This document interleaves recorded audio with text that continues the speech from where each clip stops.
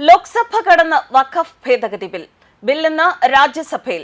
വഖഫ് ഭേദഗതി ബിൽ ലോക്സഭ പാസാക്കി. പ്രതിപക്ഷത്തിന്റെ ശക്തമായ എതിർപ്പിനിടയിൽ 14 മണിക്കൂറോളം നീണ്ട ചർച്ചയ്ക്കൊടുവിൽ വോട്ടെടുപ്പിലൂടെയാണ് ബിൽ പാസാക്കിയത്. 288 പേർ ബില്ലിനെ അനുകൂലിച്ചപ്പോൾ 232 പേർ എതിർത്തു. ആകെ 520 പേരാണ് വോട്ട് ചെയ്തത്. വഖഫ് നിയമ ഭേദഗതിയിലൂടെ ഇടത് UDF പക്ഷത്തെ 19 MP-മാരും എതിർത്ത് വോട്ട് ചെയ്തപ്പോൾ മുനമ്പംകാർക്ക് ആശ്വാസമാവുകയായിരുന്നു സുരേഷ് ഗോപിയുടെ ഏക വോട്ട്. ക്ഷേത്രം, ക്രിസ്ത്യൻ ആരാധനാലയം, ആദിവാസി ഭൂമി, പുരാവസ്തു, സർക്കാർ ഭൂമി ഇതൊന്നും ഇനി മുതൽ വഖഫ് ഭൂമിയാകില്ല. ബിൽ ഇന്ന് രാജ്യസഭയും കടന്ന് രാഷ്ട്രപതിയുടെ മേശപ്പുറത്തെത്തിയാൽ വഖഫ് എന്ന നിലവിലെ സംവിധാനം തുടച്ചു നീക്കപ്പെടുകയാണ്. ഇനി മുതൽ കേന്ദ്ര സംസ്ഥാന വഖഫ് ബോർഡുകളിൽ അമുസ്ലിങ്ങളായ 2 പേർ ഉണ്ടാകും. തർക്കങ്ങളിൽ തീരുമാനം ജില്ലാ കളക്ടർ എടുക്കും. നിലവിലെ കോടതിക്ക് പോലും ചോദ്യം ചെയ്യാൻ പാടില്ലാത്ത വഖഫ് ബോർഡ് അമിതാധികാരം നിർത്തലാക്കി.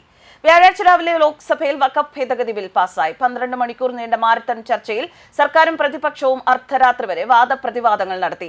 ചർച്ച രൂക്ഷമായിരുന്നു എങ്കിലും സർക്കാരിന്റെ സംഖ്യാബലമാണ് അവസാന വാക്ക്. പുലർച്ചെ 2 മണിയോടെ 288, 232 വോട്ടുകൾക്ക് ബിൽ പാസായി. 1995 വഖഫ് നിയമമാണ് ഇല്ലാതാക്കുന്നത്. KC Venugopal, K Sudhakaran, NK Premachandran, ET Muhammad Basheer, K Radhakrishnan അടക്കമുള്ള പ്രതിപക്ഷ അംഗങ്ങൾ 100ലേറെ ഭേദഗതികൾ കൊണ്ടുവന്നത് എങ്കിലും ഇവ തള്ളി. ഇന്ന് വൈകിട്ടോടെ രാജ്യസഭയിൽ അവതരിപ്പിക്കുന്ന നിർദ്ദിഷ്ട നിയമനിർമ്മാണം രാഷ്ട്രപതി ഒപ്പിടുന്നതോടെ നിലവിൽ വരും. നിലവിലെ വഖഫ് തുടച്ചു നീക്കപ്പെടും. വഖഫ് സ്വത്തുക്കളെ നിയന്ത്രിക്കുന്ന 1995 നിയമം ഇല്ലാതാകും. ഇനി മുതൽ കേന്ദ്ര വഖഫ് കൗൺസിലിലും വഖഫ് ബോർഡുകളിലും 2 അമുസ്ലിം അംഗങ്ങളെ നിർബന്ധമായും ഉൾപ്പെടുത്തണം. കുറഞ്ഞത് 5 വർഷമെങ്കിലും ഇസ്ലാം ആചരിക്കുന്ന വ്യക്തികൾക്ക് മാത്രമേ വഖഫിന് സ്വത്തുക്കൾ സംഭാവന ചെയ്യാൻ കഴിയൂ എന്ന വ്യവസ്ഥയും ഉണ്ട്. കൂടാതെ നിർദ്ദിഷ്ട നിയമപ്രകാരം വഖഫ് എന്ന് തിരിച്ചറിയപ്പെടുന്ന സർക്കാർ സ്വത്ത് അതിന്റെ ഉടമസ്ഥതയിൽ നിന്ന് ഇല്ലാതാവുകയും പ്രാദേശിക കളക്ടർ അതിന്റെ ഉടമസ്ഥാവകാശം നിർണ്ണയിക്കുകയും ചെയ്യും. ബിൽ പരിശോധിക്കാൻ രൂപീകരിച്ച സംയുക്ത പാർലമെന്ററി സമിതി തങ്ങളുടെ നിർദ്ദേശങ്ങൾ പരിഗണിച്ചില്ല എന്ന് വാദിച്ച പ്രതിപക്ഷം ബിൽ ഭരണഘടനാ വിരുദ്ധമാണെന്ന് വാദിച്ചു.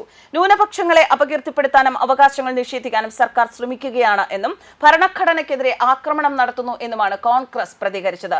AIMIM മേധാവി അസദുദ്ദീൻ ഒവൈസി ആകട്ടെ ദക്ഷിണാഫ്രിക്കയിലെ ബ്രിട്ടീഷ് നിയമത്തിൽ മഹാത്മാഗാന്ധി ചെയ്തതുപോലെ നിയമം കീറിമുറിക്കുകയാണ് എന്ന് അഭിപ്രായപ്പെട്ടു.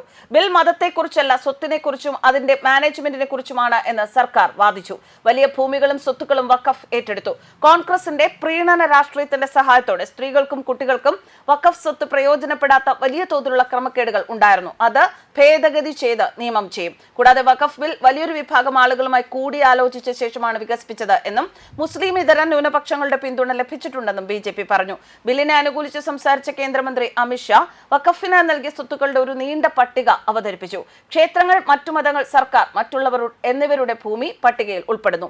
ന്യൂഡൽഹിയിലെ ലൂട്ടൻസ് മേഖലയിലെ സ്വത്തുക്കൾ വഖഫിന് ലഭിച്ചു. അവർ സർക്കാർ ഭൂമി ഏറ്റെടുക്കാൻ തുടങ്ങി. തമിഴ്നാട്ടിൽ 400 വർഷം പഴക്കമുള്ള ഒരു ക്ഷേത്ര സ്വത്ത് വഖഫിന്റേതായി പ്രഖ്യാപിച്ചു.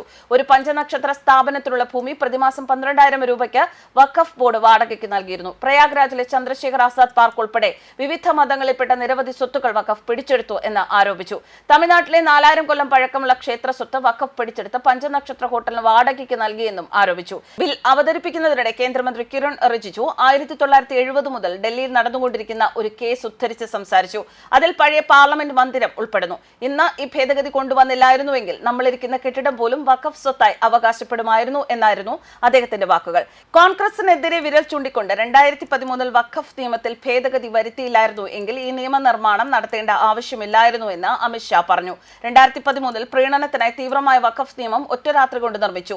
തൽഫലമായി ഡൽഹിയിലെ ലൂട്ടിയൻസ് മേഖലയിലെ 123 സ്വത്തുക്കൾ തിരഞ്ഞെടുപ്പിന് 25 ദിവസം മുൻപ് വഖഫിന് കൈമാറേണ്ടതായി വന്നു. ഭേദഗതിയിലെ പ്രധാന ഭാഗങ്ങൾ ഒറ്റനോട്ടത്തിൽ. വഖഫ് ഭേദഗതി ബിൽ അനുസരിച്ച് ഏതെങ്കിലും നിയമപ്രകാരം മുസ്ലിങ്ങൾ സൃഷ്ടിക്കുന്ന ട്രസ്റ്റുകൾ ഇനി വഖഫായി കണക്കാക്കില്ല. മുസ്ലിങ്ങൾ കുറഞ്ഞത് അതായത് 5 വർഷത്തേക്ക് മാത്രമേ അവരുടെ സ്വത്ത് വഖഫിനായി സമർപ്പിക്കാൻ സാധിക്കൂവെന്ന് അതിൽ പറയുന്നു. വിധവകൾ, വിവാഹമോചിതരായ സ്ത്രീകൾ, അനാഥർ എന്നിവർക്കായി പ്രത്യേക വ്യവസ്ഥകളോടെ വഖഫ് പ്രഖ്യാപനത്തിന് മുമ്പ് സ്ത്രീകൾക്ക് അവരുടെ അനന്തരാവകാശം ലഭിക്കണം.